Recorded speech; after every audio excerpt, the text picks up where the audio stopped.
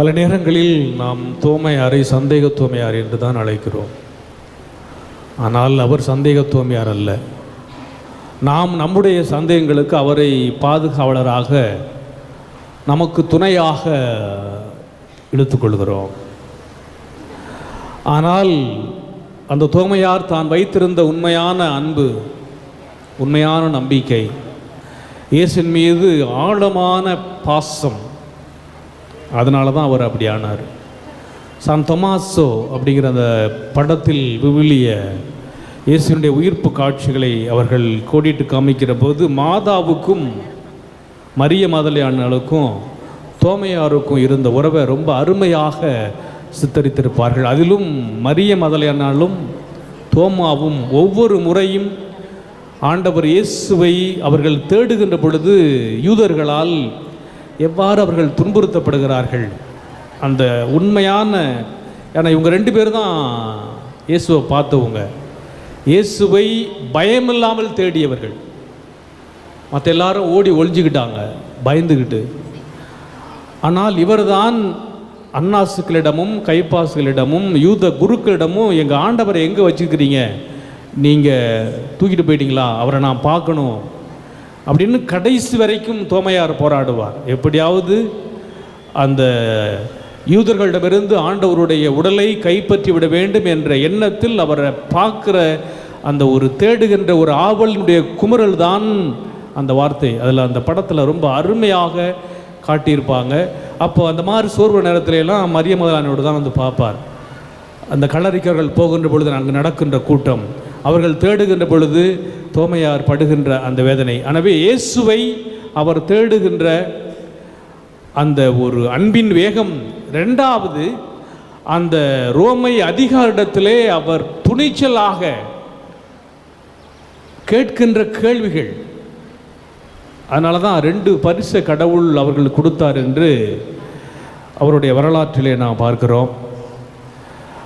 வரலாற்று தொன்மம், லெஜண்ட், அது அதற்கு நாம் பாக்கியம் பெற்றவர்கள். ஒன்று என்னன்னா,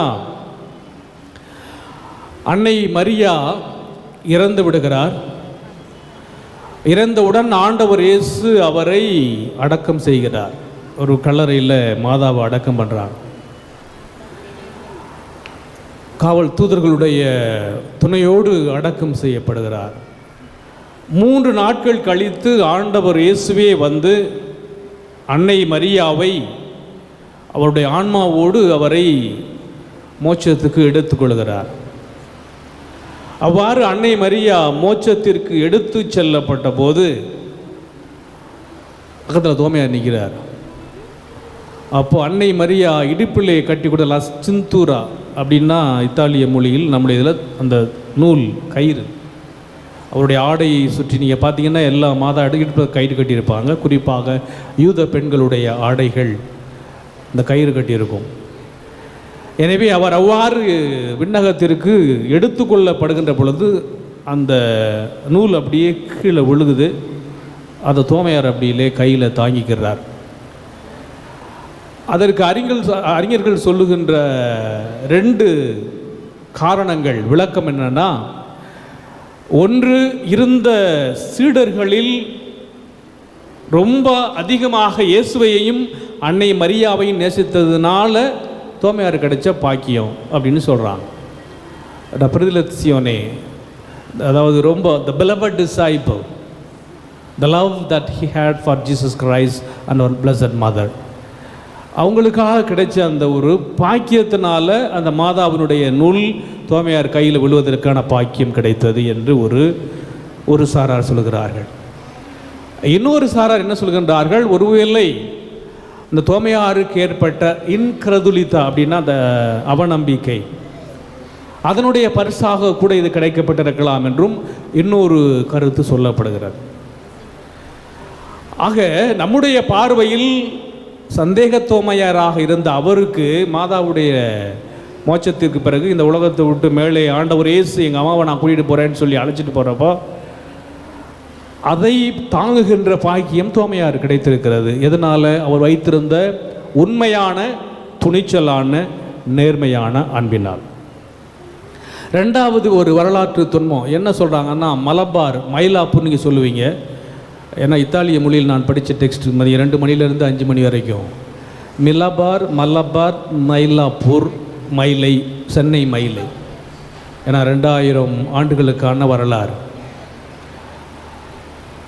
அவர் தன்னுடைய அந்த பணியை ஆற்றிக்கொண்டிருந்த போது, ஏன்னா முதல்ல அவர் கேரளாவுக்கு தான் வர்றார். அங்கே அவர் ஒரு ஆலயம் கட்டியிருக்காருன்னெல்லாம் வரலாற்று துன்பம், அதெல்லாம் நான் இன்றைக்கி நான் சொல்ல விரும்பலை. பிறகு அப்படியே கிழக்கு கடற்கரை வழியாக வருகிறார். சில வரிகளை சேர்ந்தவர்களெல்லாம் கிறிஸ்தவர்களாக மதம் மாற்றுகிறார். பல்வேறு விதமான அதிசயங்கள், அற்புதங்கள், எல்லாரும் அவருடைய வார்த்தைகளை பின்பற்றி கிறிஸ்துவை ஏற்றுக்கொண்டு கிறிஸ்தவர்களாக மாறுகின்றார்கள். அப்போது அந்த நேரத்தில் மிசிதிராய் அப்படிங்கிற ஒரு மன்னன் சென்னை அந்த பகுதியை ஆண்டு கொண்டிருக்கிறான். அவனுக்கு ஒரு அருமையான ஒரு அரண்மனை கட்ட வேண்டும். இல்லை பெல்லட்ஸா, பலாத்ஸோ அப்படின்னா அரண்மனை, பெல்லட்ஸானா அழகு. அதான் பெல்லானா அழகுன்னு கேள்வி. இப்போல்லாம் பெல்லான்னு பேர் வைக்க ஆரம்பிச்சு. கே பெல்லா அப்படின்னா என்ன அழகு, எத்துணை அழகுங்கிற மாதிரி. இல்லை பெல்லட்ஸா பலாத்ஸோ அப்படின்னா ஒரு அருமையான அழகான ஒரு அரண்மனையை கட்ட வேண்டும் என்று அவன் ஆசைப்படுகிறான். அந்த நேரத்தில் அவன் கேள்விப்படுகிறான் தோமையாரை பற்றியும். அவரோட வந்த அமாலினி அப்படிங்கிற எகிப்திய வியாபாரி. உடனே தோமையாற்றை கூப்பிட்டு எனக்கு ஒரு அருமையான அழகான ஒரு அரண்மனை கட்டு என்று சொல்லி நிறையா தங்கத்தை கொடுக்குறான். தங்கத்தை தோமையார் வாங்கிறாரு. வாங்கிட்டு அவர் என்ன செய்கிறாரு, அவருடைய பாணியில் அங்கே தங்கத்தை கொண்டு தன்னை தேடி வந்த ஏழைகளுக்கும் எளியவர்களுக்கும் அனாதைகளுக்கும் அவர் கொடுத்து அந்த தங்கத்தை உதவி செய்து விடுகிறார். 1 ஆண்டு 2 ஆண்டுகள் காலம் முடிகின்றது. காலம் முடிந்த பிறகு அரசன் கூப்பிட்டு கேட்குறான், எங்கே பல அரண்மனை எங்கே காட்டு. ஆனால் இன்னும் அந்த அரண்மனையை கட்டிட்டேன், எங்கே காமி, நான் அதை பார்க்கணும். இல்லை, நீ கொடுத்த தங்கத்தை வச்சு நான் கட்டியிருக்கிறேன், அதை உன்னால் பார்க்க முடியாது அப்படின்னு. ஏன்? அது நீ இந்த உலகத்தை விட்டு போகிறப்ப தான் அதை நீ பார்க்க முடியும் அப்படின்றான். அவருக்கு பயங்கர கோவம் வந்துடுது அரசனுக்கு. உடனே அவனை கொண்ட ஜெயிலில் போடுவோம் சொல்லி சிறைச்சாலையிலே அவரை அடைக்கின்றார்கள். அங்கே பயங்கரமான இருட்டாக இருக்கிறது. இந்த நேரத்தில் அரசனுடைய சகோதரன் சுகமில்லாமல் போயிடுறான். பயங்கரமான ஒரு வலி, உடல் முழுவதும் வயிற்று. எனவே அந்த வலி ஏற்பட்டு அவன் கடைசியில் இறந்து விடுகிறான். இறந்த பிறகு அவனுடைய ஆன்மா பின்னிற்கு எடுத்து செல்லப்படுகிறது. அங்கே போயிட்டு அந்த ஆன்மா போயிட்டு இருக்கிறப்ப அங்கே ஒரு அருமையான ஒரு இடத்த பார்க்குறான். ஒரு அரண்மனை இருக்கிறது. இதில் என்ன அப்போ சமனசு கூட்டிகிட்டே போகுது. இந்த அரண்மனையில் என்ன ஒடுங்கன்னு சொல்கிறான். நோ கொஸ்தை ஃபரில் துவோ ஃப்ரத்தோலன்னா அவனுடைய சகோதரனுக்காக கட்டப்பட்ட அரண்மனை. ஐயோ, இது எனக்கு வேணுமேன்னு கேட்குறான். இல்லை. அப்போது உடனே நான் எப்படியாவது இந்த அரண்மனையை வாங்கணும், என்னை பூலோகத்துக்கு போக விடுங்கள் என்று சொன்னவுடன் எனக்கு உடலை கொடுங்கள் என்றவுடன் சமனசுகிட்ட கேட்குறான். உடனே அவன் உடல் அவதாரம் எடுத்து உடலில் அவன் மீண்டும் அவன் புலகத்திற்கு அவனுடைய அண்ணன்ட்டு சொல்கிறான், அந்த மாதிரி என்னுடைய அரசாட்சியில் இருக்கிற எல்லா சொத்து சுகங்களையும் நீ எடுத்துக்கொள், உனக்காக ஒரு அரண்மனை அங்கே இருக்கிறது. அவனுக்கு பயங்கர என்ன சொல்கிற அப்படின்றான். இல்லை, ஒரு அரண்மனை நான் பார்த்தேன், ரொம்ப அழகாக இருக்குது, அந்த அரண்மனை என்னை கொடு, அதுக்கு என்ன வேணாலும் செஞ்சுக்க. அவனால் நம்ப முடியவில்லை, அரசனால் நம்ப முடியல. ஏன்னா அவன் ஜெயிலில் வச்சுருக்கிறான், அவனுடைய தோமையாரை வர வச்சுருக்கிறான். அப்படின்னு சொன்ன உடனே என்ன சொல்கிற? ஆமாம் பார்த்தேன், அங்கே இருக்குது, எனவே எதை வேணாலும் எடுத்துக்கொள்ளும், எனக்கு அந்த அரண்மனை வேண்டும் என்று சொன்னவுடன் அப்பொழுதுதான் அவனுக்கு அந்த ஞாபகம் வருகிறது. தோமையாரை சிறைச்சாலையிலே துன்புறுத்தப்பட்டவுடன் எனவே சிறை அதிகாரிகளுக்கு அழைத்து தோமையாரை விடுதலை செய்ய சொல்கிறான். தோமையாரும் விடுதலை செய்யப்படுகிறார். அவருடைய சகோதரனும் உயிர் பெற்றெழுகிறான். அந்த நேரத்தில் யார் யாரெல்லாம் அந்த அரசாட்சியிலே இருந்தார்களோ, அரசு அதிகாரிகளாக இருந்தார்களோ, அவர்கள் அனைவரும் முழந்தால் படியிட்டு கிறிஸ்தவர்களாக மாறுகின்றார்கள் என்பது வரலாற்று துன்பம். சந்தேக தோமையாருன்னு நாம் நினைக்கிறோம். ஆனால் ஆண்டவர் இயேசு கிறிஸ்துவின் மீது கொண்ட நம்பிக்கையினால் அந்நிய தேசத்திற்கு, நம் நாட்டிற்கு நம்முடைய மொழியை கற்று நம்முடைய பழக்க வழக்கங்களை ஏற்று நமக்கு சாட்சியாக அவர் இங்கே. அதனால் நீங்கள் இந்த மயிலாப்பூரில் போனீங்கன்னா பார்த்தீங்கன்னா அவருடைய சிலுவையில் பெர்ஷியன், ஏன்னா ஃபஸ்ட்டு அவர் போனது சிரியாவுக்கு தான் போனது. அந்த சிறிய மொழியில் கிராஸில் வடிவம் போட்டிருக்கும். அதற்கு பிறகு தான் அவர் அங்கிருந்து இந்தியாவுக்கு, கேரளா, பிறகு மயிலாப்பூருக்கு, தமிழ்நாட்டுக்கு வந்து தன்னுடைய தோமையார் மலையிலே ஈட்டியால் 72 அவர் குத்தப்பட்டு, பிறகு ஜூலை மாதம் 3ஆம் தேதி 300 ஆண்டுகளுக்கு பிறகு அவருடைய உடலை கான்ஸ்டான் பேரரசன் தன்னுடைய நாட்டுக்கு எடுத்துகிட்டு போகிறான். ஏன்னா அந்தளவுக்கு அவங்க அம்மா சொன்னதுனால, கிறிஸ்தவனாக மதம் மாறியதனால் எல்லா புனிதர்களுடைய உடல்கள் அல்லது எஞ்சியிருக்கிற பகுதிகளை சேகரித்து ஆலயம் கட்டுவது தான் கான்ஸ்டான்டினோபிளுடைய பேராசை. அதனால தான் ரோமில் இருக்கிற ஒவ்வொரு திருத்தலமும் ஒரு புனிதருடைய கல்லறையில் கட்டப்பட்டிருக்கிறது. வத்திக்கான் திருத்தலம் ராயப்பருடைய கல்லறையில், பவுலடியார் திருத்தலம் அவருடைய கல்லறையில், யோவான் திருத்தலம் அவருடைய கல்லறையில். இவ்வாறாக சந்தேக தோமையார் என்று நினைக்கும் நாம் சொன்னதை உடனே சொல்கிறவர். 3 இடத்துல தான் நம்ம நற்செய்தியில் பார்ப்போம். ஒன்று, இப்போது வாசிக்கப்பட்ட நற்செய்தி, ஆண்டவரை காணோம். அந்த காணாங்கிற விரக்தியில் நம்ம சொல்லும்ல, நான் பார்த்தா தான் நம்புவேன். ஏன்னா சில நேரம் நமக்கு வந்து அந்தளவுக்கு ஒரு அவநம்பிக்கை ஏற்பட்டுவிடும். அது நம்மை நெருக்கமாக இருந்தவர்களுடைய பிரிவு, அது நம்முடைய உள்ளத்தின் அடி மனதிலிருந்து வருகின்ற அந்த வார்த்தை. 2வது, லாசர் இறந்துருவார். ஆண்டவரே லாசர் இறந்துட்டாங்க, உங்கள் சகோதரன் இறந்துட்டான்னு சொல்லி மார்த்தா சொல்லுவாங்க. இந்த செய்தியை கேட்டு அவர் அமைதியாக இருப்பார். ஆண்டவர் இயேசு 3 நாள் அமைதியாக இருப்பார். சரி வாங்க யூதேயாவுக்கு போவோம், யூதேயாங்கிறது தெற்கு பகுதி, அங்கேருந்து நம்ம அங்கே போவோம் அப்படின்னு சொல்லுவாங்க. ஆண்டவரே அவங்க தான் உங்களை கொலை பண்ண தேடிக்கிட்டு இருக்காங்க, கல்லால் அடிய போகிறாங்க, நீங்கள் போகிறேன்னு சொல்கிறீங்களே, இதெல்லாம் உயிருக்கு ஆபத்து, எனவே நாம் போக வேண்டாம் என்று சொல்லுவார். அப்போ தோமையார் சொல்லுவார், வாருங்கள் சென்று அவரோடு இறப்போம். மனசில் பட்டது தைரியமாக சொல்கிறவர். ஆண்டவர் இயேசு கிறிஸ்துவோடு வாருங்கள் சென்று அவரோடு செத்துமடிவோம், அவரோடு இறப்போம் என்று இயேசுவுக்காக நம்முடைய உயிரை கொடுப்போம். ஆண்டவர் இயேசு போவோங்கிறாரு, சிலர்கள் வேணாங்கிறாங்க. வாங்கய்யா போவோம், போய் ஆண்டவருக்காக உயிரை கொடுப்போம். மயிலாப்பூரில் உயிரை கொடுத்தார். அடுத்தது இன்னொரு நிகழ்வு என்னென்னா, போய் எனக்காக ஏற்பாடு பண்ணுங்க அப்படின்னு சொல்லுவார். ஆண்டவர் நீங்கள் போகிற வழி, நீங்கள் இப்போ எங்கே போகிறீங்கன்னே தெரியல, அப்புறம் எப்படி எங்களுக்கு போகிற இடமும் தெரியாமல் இருக்கு, எங்களுக்கு எப்படி வழி தெரியும் அப்படின்னு சொல்லுவார். நானே வழியும் உண்மையும் உயிரும் அப்படிம்பார்.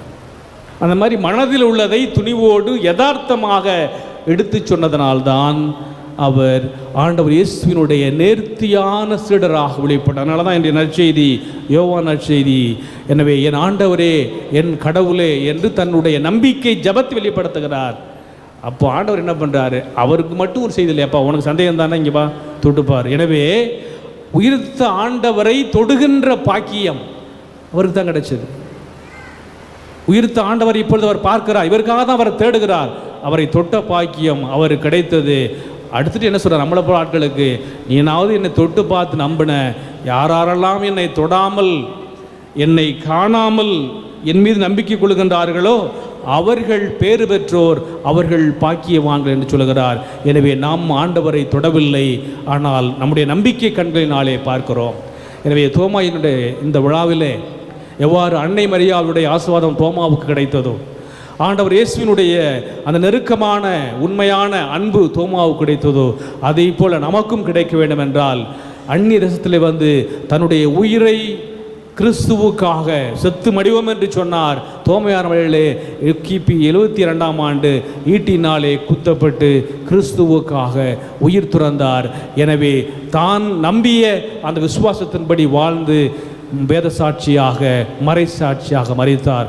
அந்த தோமாவை போல நாமும் இறுக்கமான நெருக்கமான அன்பை, நெருக்கடியான நேரத்தில், சாதாரண நேரத்தில், ரொம்ப கஷ்டமான நேரத்தில், ரொம்ப துயரமான நேரத்தில், ரொம்ப வருத்தமான நேரத்தில், யாருமே ஆறு சொல்ல முடியாத நேரத்தில், ஏன்னா ஒருவேளை நீங்கள் அந்த படத்தை பார்க்க நேர்ந்தால், எப்படி மாதா டிவியில் அந்த படம் அடிக்கடி போடுவாங்க, மாதா தொலைக்காட்சியில் மதியம் 2 to 3 எப்போவாவது போடுவாங்க. அதில் அந்த தோமையாரும் மரிய மதலையானாலும் எவ்வளவு நெருக்கமாக ஆண்டவர் இயேசுவை நேசித்தார்கள்.